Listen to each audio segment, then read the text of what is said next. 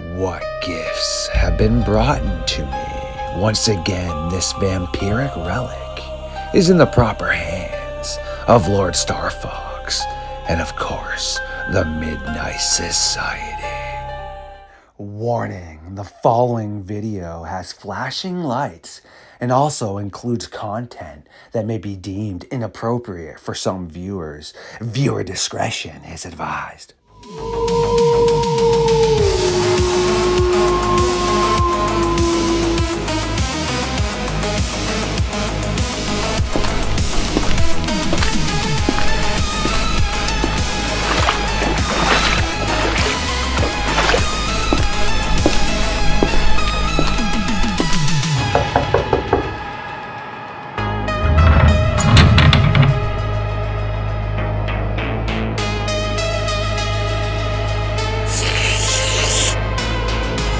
Still warm, just the way I like it.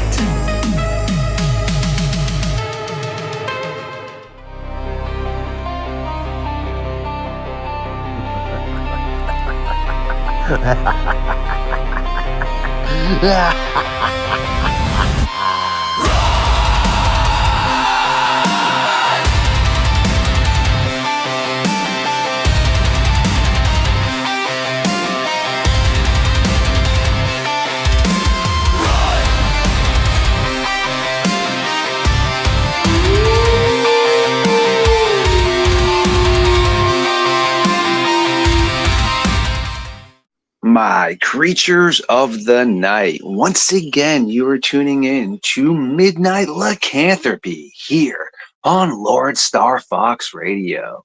We do have a member of the good old North American Dogman Project, and of course, somebody that I have known for quite a long time, joining us around the late night fire as we again burn the midnight timber into the early hours of the morning.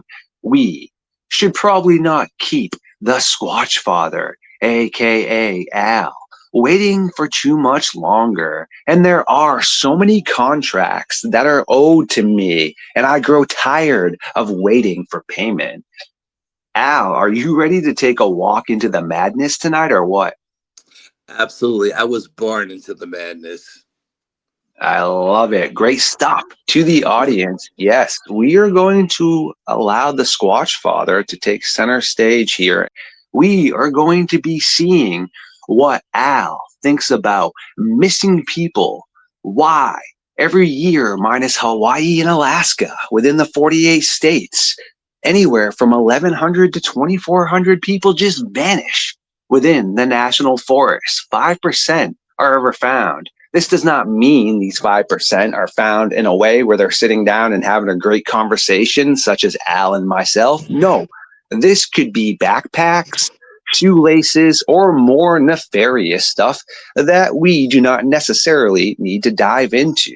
After hearing some of that great information from Al, we then are going to see some of his thoughts as to what these dogmen and werewolf-like creatures really are. Yeah, I mean, I know it's pretty wild the way people just seem to disappear. I mean, I don't know if it's like this through Europe or Asia where people just disappear. I'm not really sure what the numbers over there are, but there's a lot of people that go missing, you know what I mean? And of course, some people who are hiking fall off trails and get injured. Yeah, there's a good number of that. I mean, that happens more than you would imagine. I can't tell you how many times I've been out on a trail and twisted an ankle or dislocated a shoulder or something and had to haul my out of the woods by myself. But I mean, things happen, to people, and bad things happen, and then you have, these notorious homeless people living in the woods. I mean, they're living in. I know people right now that are homeless that are living in tents in the woods, and here in the Northeast, it's freezing at night. You know what I mean? And I would imagine that some of these people just pass away on their own, and then maybe other homeless people come along, take them out and bury them or do whatever. But in the national forests, there tends to be a lot of missing people, and I think that has to do with a couple of different things that happen out there. I think, you have large animals, bears, mountain lions, wolves, and stuff that may attack people and take them. You have people walking into portals. They just walk into a portal and they're in a different they may be in the same place but at a different time, and not be able to get back through to the other side. um, there are cryptid creatures out there. There are Bigfoots out there. There are Dogman out there. There are Wendigos out there, and Skinwalkers and Rakes. There are a lot of different creatures out in the woods that can come through portals at any given moment if the time is right. Portals will open up at these locations, and I think all of these things take an effect. And let's not rule out alien abduction as well, man. I mean, let's face it.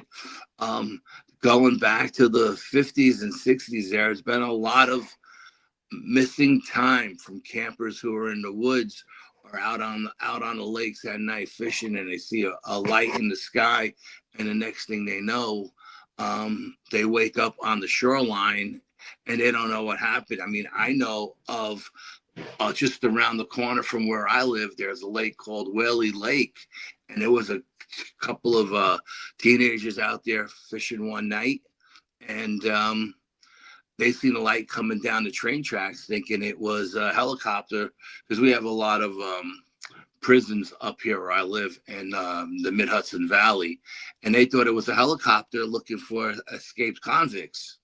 And then the light veered off the train tracks and came to them. And the next thing they remember is waking up on the beach on the lake and this morning, and they don't remember anything that happened. The last thing they remember was that light turning towards them. So all of these things play into these missing people that go missing in North America, at least in the United States, and Alaska is a whole different animal all by itself. So, I mean, you can touch on any one of those subjects, and we could talk about each one for an hour. I mean, as a whole, I think all of that comes into effect. I don't study dark arts or anything like that. I don't claim to have a ton of knowledge on that stuff, but I know from everybody I know that's in the paranormal and the in this kind of subject matter, when you play with the dark arts play with you as well. And it wouldn't surprise me that if you were transforming um, once a month for 10 years, after a while you may not come back to human form. If this is the case, and these people have transformed into these dogman creatures, then these things would we consider them flesh and blood still? You know what I mean? I would consider them flesh and blood, even though they made the transformation.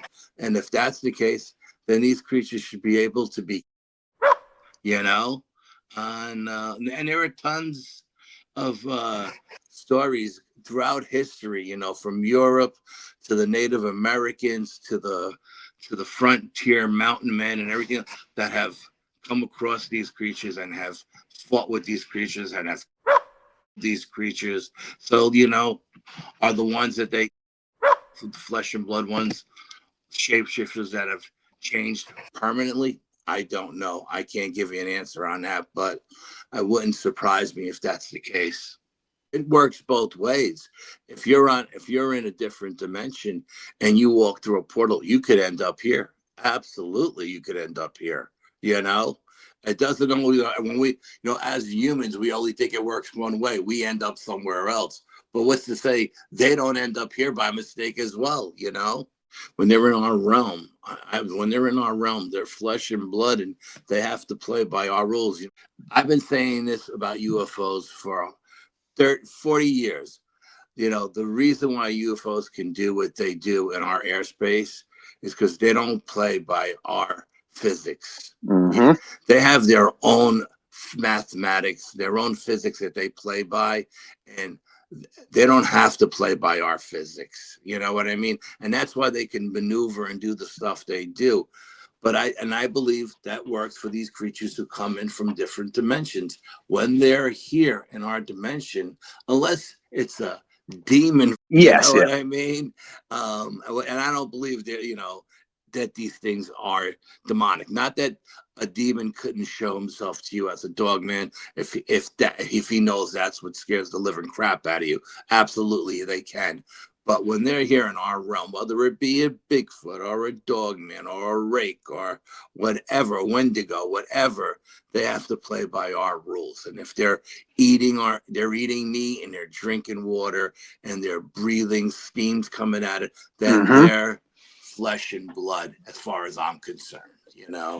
I've always said that, and I think now with with the all the physics that they're doing now, they're learning more and more about like how our physics work to a certain extent out in outer space, but there's a higher grade of mathematics that works differently out there. Maybe we haven't evolved enough to get there yet. To work that kind of stuff out yet. But in time, like everything else, I think we'll get there, just like everything else.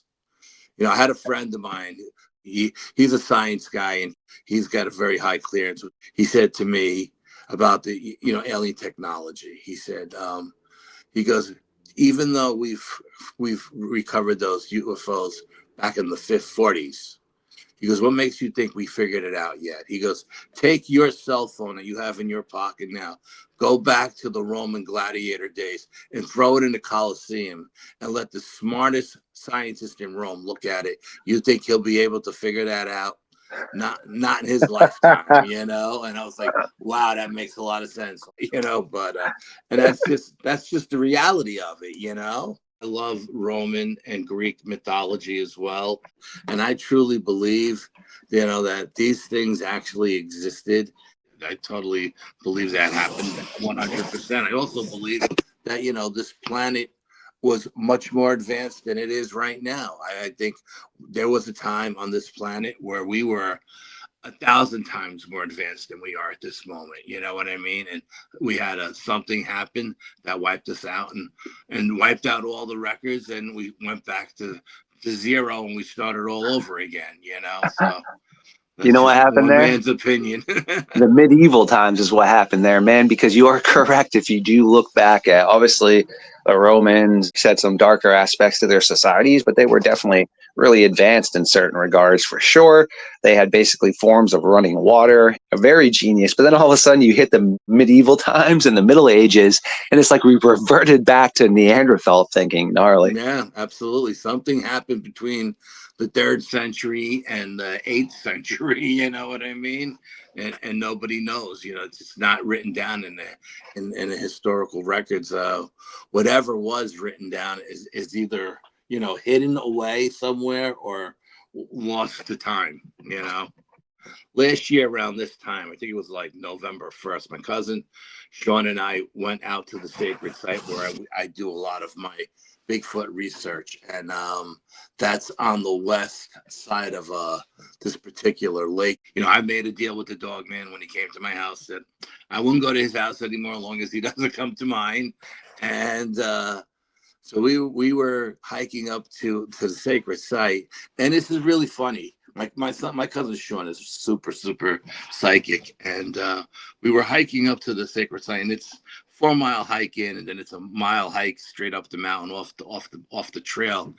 And every time I go there, I've never ever thought about if the dog man was still in the den on the other side of the lake, because I wasn't there for the dog man. I was there for the Sasquatch. That was still daytime when we got in. That particular day, as we were hiking up the mountain off trail up to the sacred site, which is a high plateau, the thought crossed my mind. It's been a couple of years now. I've never gone back. I wonder if he's in that den. I don't know why it crossed my mind. I don't know why I thought about it. I've been there 100 times and I have never thought about it. No sooner did we get up to the sacred site and we dropped our backpacks and we didn't even have our folding chairs out opened up yet. The dog man went off. And I mean, he went off on the on the east side of the lake.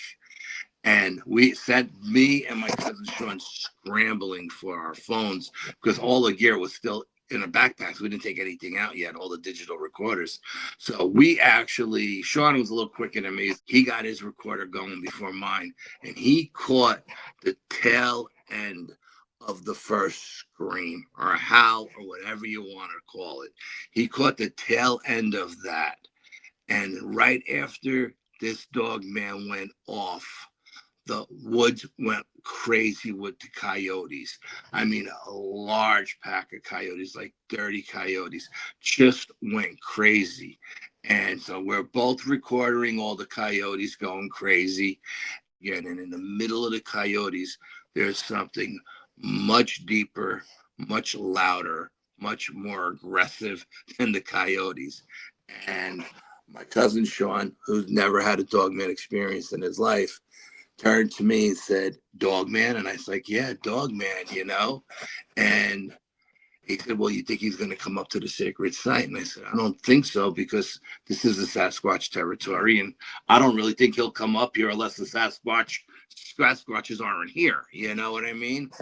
And they're usually there this time of the year. So we did our thing. We hung out. It was a wild night. It was a full moon. It was a solar eclipse, and I mean, it was just the energy was off the charts. And we were there. I was all amped up. It was like 2 o'clock in the morning, and the full moon had me charged up, and I really didn't want to go. And he was getting cold, and he was ready to go. And I was like, all right, well, we'll leave, no problem. And we hike down off the trail, and we get down to the Appalachian Trail, and we're hiking along the lake. And Sean is behind me. I'm on the point, and this dog man is standing 50 feet behind us up on a little hill. It's on the west side of the lake now. You know what I mean? Something I really didn't expect him to be on. And he goes off again. I mean, he goes off again. And I turn around, and Sean's eyes are as big as saucers. And he goes, Dogman. I go, Dogman. And we turn around. We put our headlamps on. We had very powerful headlamps. We turn around. We put our headlamps on. And I'm telling you, this thing was no more than 50 feet away. If it wanted us, it could have jumped off that little hill and took both of us out. Okay. But when we turned around with the lights on, it must have either dove behind one of these little we have these ancient stone walls that run in all directions along in the woods here in New York State. You probably have them up there in Maine as well. And I don't know if it jumped behind one of those stone walls and hid from the light, or if it jumped in a crevice on the side of the mountain and hid in a crevice, but we didn't see it. But we felt it. It was no more than 50 feet behind us. I mean, when I tell you, we had just come down off that little hill, and we were in a flat part of the Appalachian Trail walking out, and this thing screamed. I turned to my cousin Sean. It was a 4 mile hike out, and I said, Sean, we're not going to stop for water or any kind of rest. We're hiking out of here till we get to the car. The car was like 4.5 miles away. And we're carrying backpacks that are 50 pounds each. And now this is something we've never done. We've always stopped to take a break for water and stuff. But I'm like, I don't want this thing to flank me. And I'm like, we're just going to hike out of here. We're not going to stop. And we hiked out of there. And what I had, and the thing, and this dog man was definitely following us to a certain point. He was following us. You could just feel his energy pushing us out. And both times it screamed. I felt like that was a personal message to me. Like, yeah, I'm still here and I know who you are, and you better not come back to my house. I wasn't at his house. I was at the Sasquatch house. You know what I mean? So why are you breaking my when I'm not at your house? But we were hiking out, and I told Sean we don't want it to flank us. We hiked our way out, and we had the weirdest thing happen to us on the way out. If you're looking at a clock at the 2 o'clock mark, we seen yellow eye shine at about the 6 foot level staring at us. So I stopped Sean and I say, "Stop. I don't know. What do you see over there?" And he tells me, "I see yellow eye shine looking at us." It's like, okay. He goes, "What do you think it is?" I said, "Well, hopefully it's just a deer and it'll run away as we get closer." And we're walking. And as we're walking towards this thing is walking out of the woods towards us. And all of a sudden, this gigantic buck, the biggest buck you ever seen in your life, steps out onto the trail. And he's standing in front of us and he's looking at us. And we're looking at it. And it had a look on its face like it was trying to communicate with us. And we're looking at each other and we're laughing hysterical because he feels what I'm feeling. Like this thing is trying to communicate, but we're not on the same wavelength. We're not picking up what he's trying to say. And he's looking at us, and now we forgot all about the dog man. The dogman's energy is no longer behind us. Whatever happened when this thing came out of the woods, the dogman turned and went back. And we're standing there looking at this thing, and I don't know if it's an alien putting the image of a deer, big buck in our heads, or what we're dealing with. An elemental. I'm not sure, but I know this is not a buck. This is the biggest deer I ever seen in my life. So we walk towards it. It walks past us into the woods on the other side of the trail, stops, turns around, comes back out, and he's looking me in the eyes. And I'm telling you, I'm so close to this thing, I could pet it. And eventually it just walks off into the woods by itself. And we get to the car. It's 2:30, 3 o'clock in the morning. I'm calling my psychic up in Arkansas, and I wake her up at 3 o'clock in the morning and I tell her what happened. And she tells me it was a forest guardian. She thought it was an elemental, and it was there to let us pass so that the dog man wouldn't follow us back to the car. And that's what turned the dog man around. I don't know what the dog man seen because I can't imagine a buck scaring the dog man off. But whatever it seen, it turned around and went back to its den. And it was the craziest thing. I mean, I've had a lot of crazy stuff happen to me, and every time I go out with Sean, something really crazy happens. Like I said, it felt like this thing was trying to communicate with us. It also felt like to both of us that the image we were seeing wasn't what it actually was. You Mm-hmm. know what I mean? Like when I talked to my psychic, I was like, did we just deal with aliens tonight? You know what I mean? Mm-hmm. And she was like, no, it wasn't aliens. It's guardians of the woods, and it's an elemental. It was pretty wild. Haven't been back to that location this year because my cousin Sean met some chick and ran off. He's living down in South Carolina now. So I'm Mm-hmm. trying to find a few more partners that are willing to go in with me again at night. I like to do day night whenever I go in. I don't like to. I know a lot of people just like to go in during the day and get out of there at night, but I'm feel like the energy is always changing, and I like to measure all the energy fields that are going on, and I like to Mm-hmm. see if I can change those energy fields with the stuff that I do. And like I try to get out there like on the craziest nights, you know what I mean? Full moon, meteor shower, Hallows Eve, lunar eclipse, solar eclipse, just all kinds of crazy stuff. You know what I mean? I don't want to just be out there on a regular Saturday night. To me, if there's something happening in the universe that will change the energy of the on the planet, that's when I want to be out there, because that's when portals open up and that's when stuff comes through, and you never know what you're going to experience when you get out there. So that's who I am. Preach right there, man. Excellent stuff. Well, where I'm from, every day is Halloween, man. Most people only get to celebrate that either once a month or maybe for the whole month, but I celebrate that daily. So,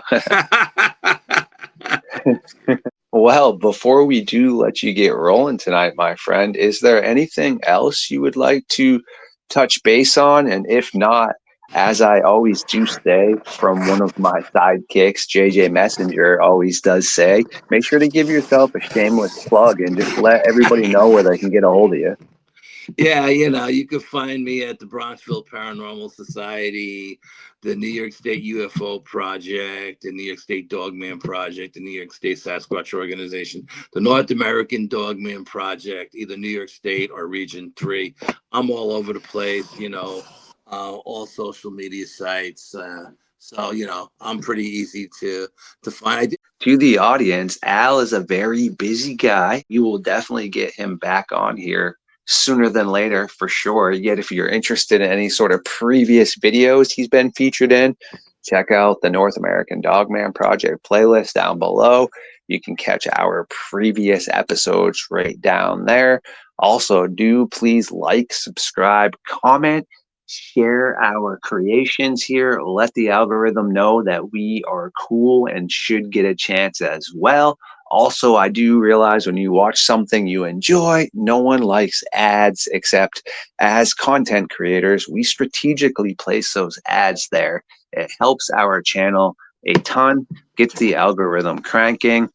The second best way to support channels in general, but specifically smaller channels, is the merch store down below as well. Thank you to everyone that does support what we do here. Thanks for chilling tonight, Al. Oh, thank you for letting me on, brother. Anything for you, my man. So anytime you want to talk, you got my number. You call me anytime. You know that.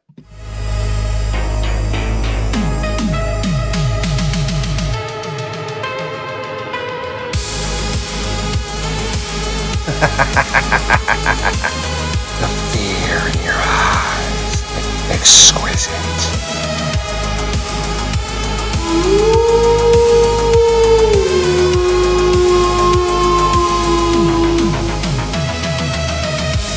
What gifts have been brought to me? Once again, this vampiric relic is in the proper hands of LordeStarfox and, of course, the Midnight Society.